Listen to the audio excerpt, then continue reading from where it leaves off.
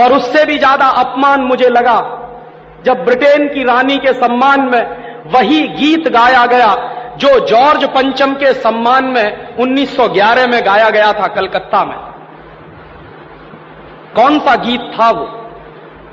हिंदुस्तान में ब्रिटेन के लोगों के समर्थक बहुत बड़ी संख्या में रहे, और ना सिर्फ ब्रिटेन के समर्थक रहे बल्कि अंग्रेजों के तलवे चाटने वाले घराने इस देश में रहे।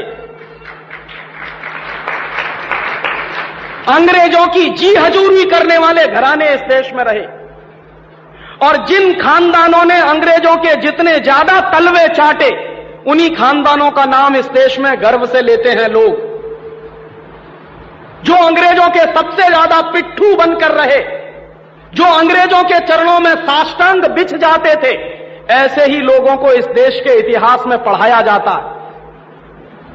और ऐसा ही एक खानदान था जो अंग्रेजों की गुलामी में आकंठ डूबा हुआ था। उस खानदान का नाम था टैगोर खानदान।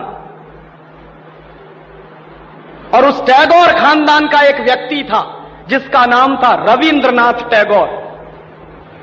उस रविंद्रनाथ टैगोर ने जॉर्ज पंचम के स्वागत के लिए एक गीत लिख दिया था।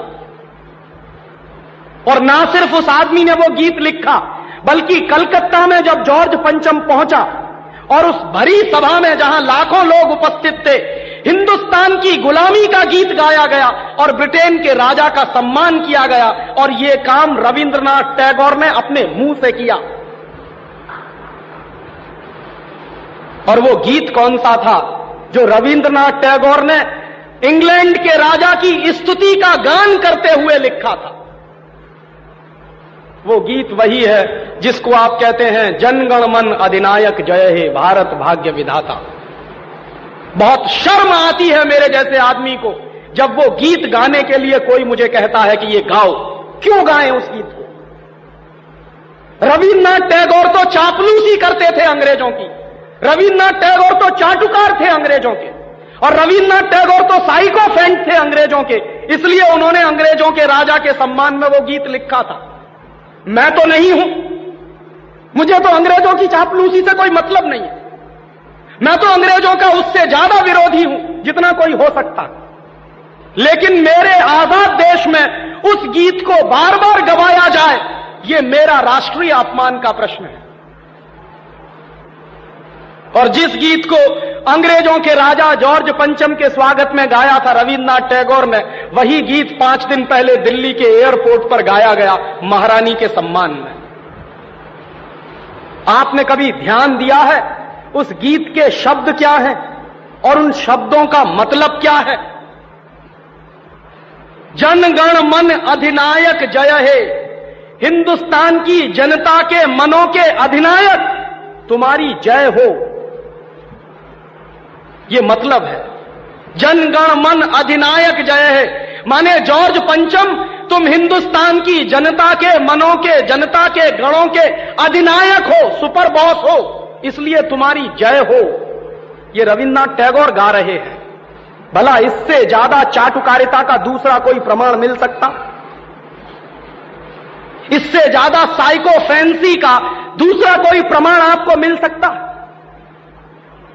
और दूसरी लाइन है जनगण मन अधिनायक जय है, भारत भाग्य विधाता, माने तुम भारत के भाग्य विधाता हो, माने हमारा भाग्य तुम लिख रहे हो। यह तो कोई भगवान से भी नहीं कहता है। लेकिन रविन्द्रनाथ टैगोर ने तो हिंदुस्तान के साम्राज्यवादी राजा का प्रतीक जो जॉर्ज पंचम था उसको भगवान से भी ऊपर रख दिया था कि तुम तो भारत के भाग्य विधाता हो।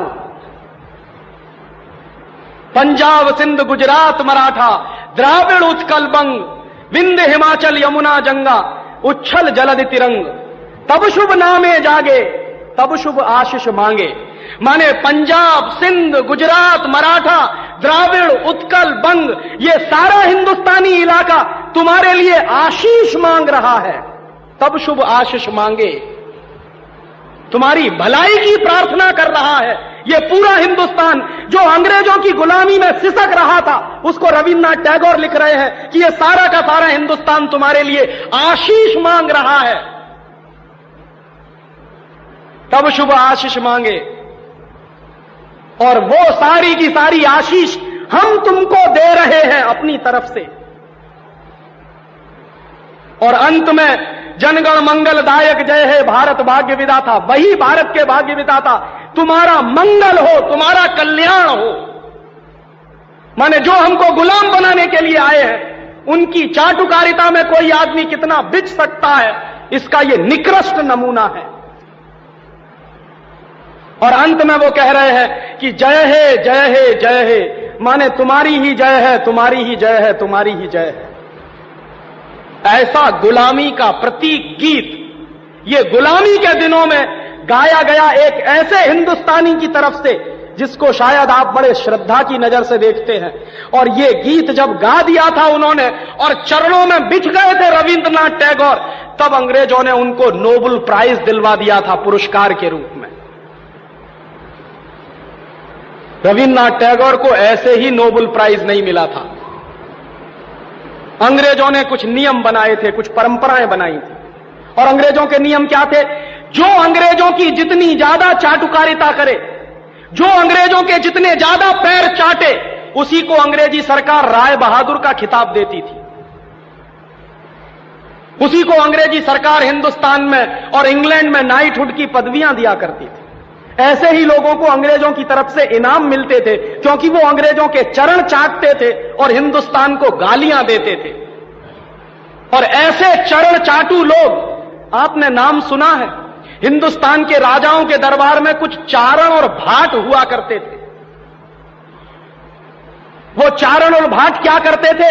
राजा चाहे जितना गंदा हो, चाहे जितना बदमाश हो, चाहे जितना लफंगा हो, लुच्चा हो, वो चारण और भाट हमेशा राजा की प्रशंसा ही करते थे। बदले में राजा उनको कुछ इनाम बांटता था। ऐसे चारण भाटों का खानदान है ये टैगोर खानदान, जिन्होंने ये गीत लिखा है।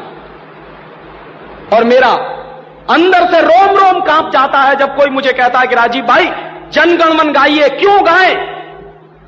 हिंदुस्तान का गीत नहीं है जनगण मन अधिनायक जय। हिंदुस्तान का गीत तो वंदे मातरम रहा है।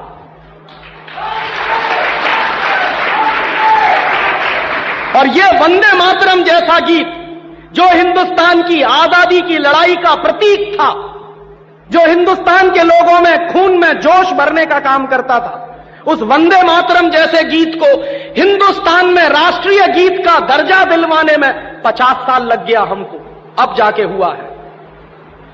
लेकिन जो गुलामी के जमाने का गीत था, जनगण मन अधिनायक जय है, वो आजादी के तुरंत बाद हिंदुस्तान के उन गुलाम लोगों ने, जो शरीर से आजाद होंगे लेकिन दिमाग से गुलाम होंगे, हिंदुस्तान का राष्ट्रीय गीत बनाया था उन्होंने।